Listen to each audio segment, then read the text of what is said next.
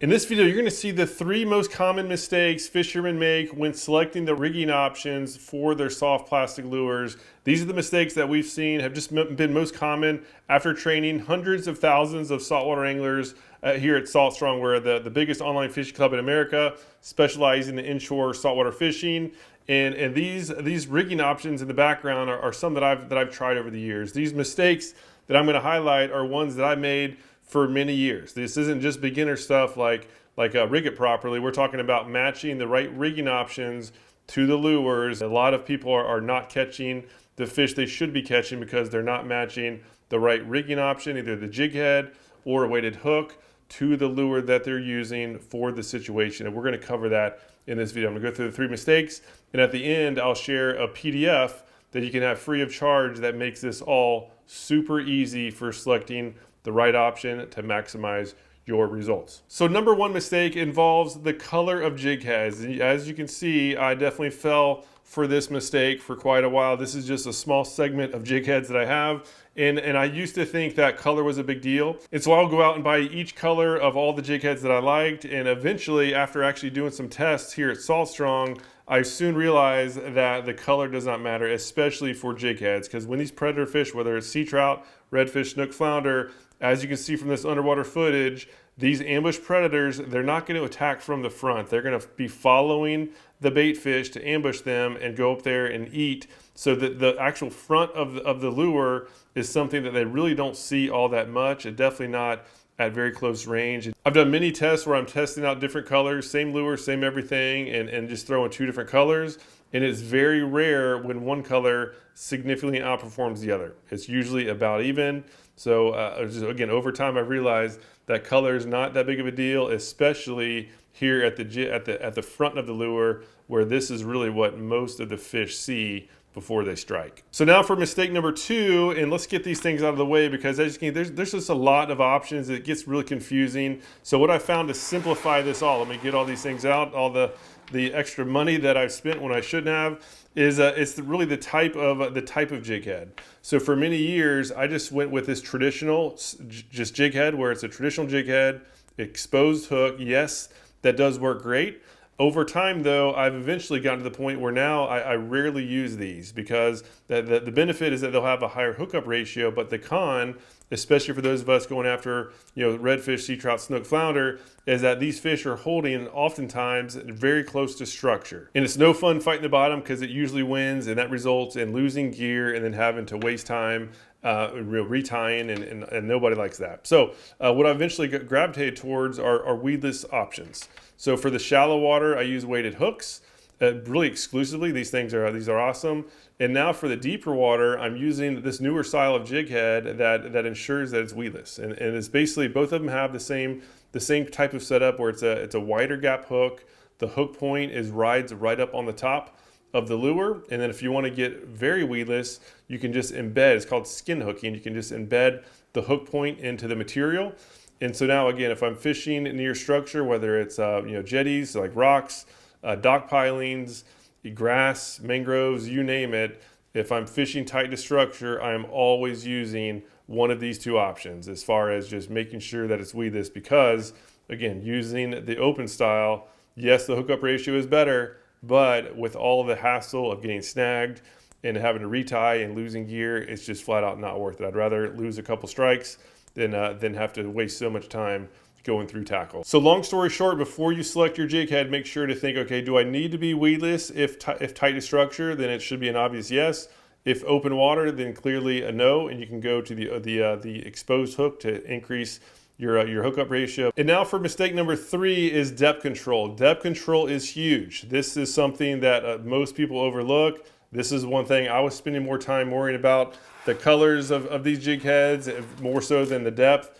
And depth is way more important. Depth control is crucial. So especially if you're in the winter or summer, when the fish are usually going to be more lethargic and they're holding on the bottom, if you're fishing 5 feet of water and you're using one of these weighted hooks, this lure is just not going to get on the bottom. And if you don't get near the fish's mouth, if they're going to have to swim for it, they're not going to. They're not going to eat it. So you need to make sure that you have the right weight to get it down to the bottom, right where the fish are. These fish are almost always holding on the bottom. That's where most of the action happens. And if you're not getting down there, you're definitely not catching nearly as many fish as you should. Some people hear that and say, okay, great, I'm just gonna use like a 1 ounce jig head everywhere. That way I'm always on the bottom. So you don't wanna do that either, right? You wanna have just enough weight where you can get down to the bottom and hold it fairly easily without having it go up too high. But also you want to minimize it. So you don't want to have a big splash. So you want to basically go as light as you possibly can to still get down to the depth where the fish are holding. So in the shallow water, this is pretty much what I use exclusively, with these weighted hooks, because they can cover the shallow water great while being weedless. But once the fish are holding in, say, 2.5 or even 3 feet of water or more, then I'll hang these up and go to a jig head. And again, if it needs to be weedless, I'll go for this style. And if it doesn't need to be weedless, I'll go for the open, the exposed hook. And then I'll select the weight based on the depth. And this is where the guide comes into play. So let me hop over to the guide and I'll show you how to use this guide. It's basically a cheat sheet for making sure that you select the right weight and the right hook size, for that matter, for each of the core lures.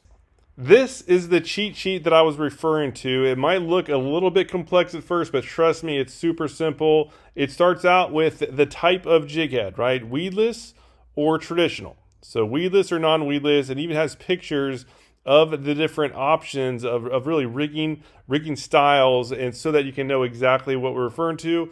And over here on the horizontal axis, we have the different lures. These are the most popular lures across our fishing club. We now have over 60,000 members spanning from Texas up to Virginia, even beyond.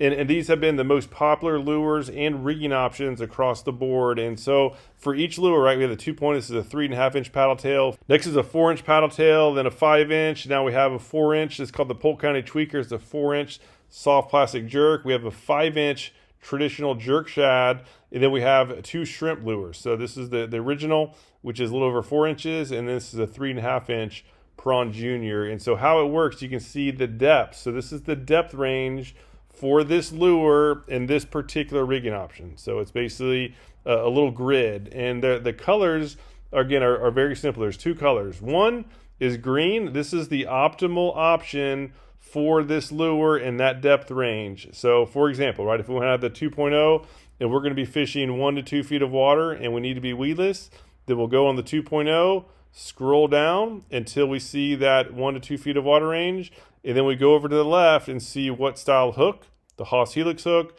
and what weight we need is the 1/8 ounce. And then as far as the hook size, we need the 3/0 hook size to match this lure for this depth. Next, we'll use the prawn original as an example. Let's say we want to fish the prawn in 5 feet of water and we need to be weedless. So we're going to start with the prawn original, scroll down till we get to 5 feet. In this case, we see an option that's 5 feet. We actually see 2. These are yellow. So these means that yes, this will work. This option will work, but it's not optimal. So we're going to keep going if we want to have the optimal option. And now we're going to go down to this weedless football jig head section, which are actually designed for shrimp lures. And so now we have 2 options. The 3 to 7 works, 5 is within, and then now 5 to 10. But again, both of them are actually really good. They'll work. But this one, since 5 is right in the middle, this would be the technically better choice. So that's the 3/16 ounce weedless football jig head, and that's the one with the 4/0 hook shank. So again, the 4/0 hook shank, we have a bigger lure, so we need a bigger hook. And this chart makes it, again, super easy.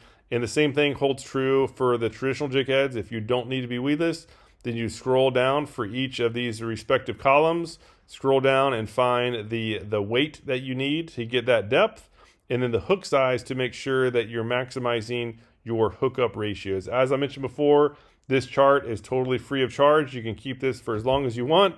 Just download it. There'll be a link down below this video where you can get a downloadable link so that you can use it at your convenience. I know some of our members have actually printed it out and even laminated it just so they can have it on their boat and not worry about it getting wet.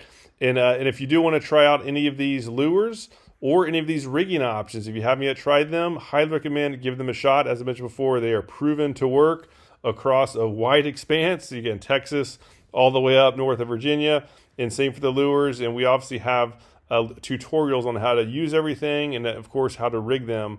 By clicking on these links, you'll go to the product pages where you can order them, number 1. And then number 2, if you want to see exactly how they work, there's lessons available on those product pages as well. And if you're not yet an Insider Club member, make sure to join because you're going to get big discounts on all these items. It'll be 20% off of everything, all these lures and all these riggings, and you're going to get 20% off or more on pretty much everything else in the shop. We have a lot of members who simply join and stay because of these lure savings alone. They're huge savings, especially for those who fish a lot, and even for those who don't. We have amazing technology that'll help put you in the right place at the right time. And on top of that, for a limited time at least, you're going to get access to Sportsman's Guide as well. They have a membership program, and you're going to get access to that for as long as your Salt Strong Insider membership is active. Sportsman's Guide is a huge online retailer. They cover hunting, shooting, camping, even freshwater fishing, and there are a ton of savings to be had there. To join, just go to saltstrong.com. You have nothing to lose. We actually have a 365-day guarantee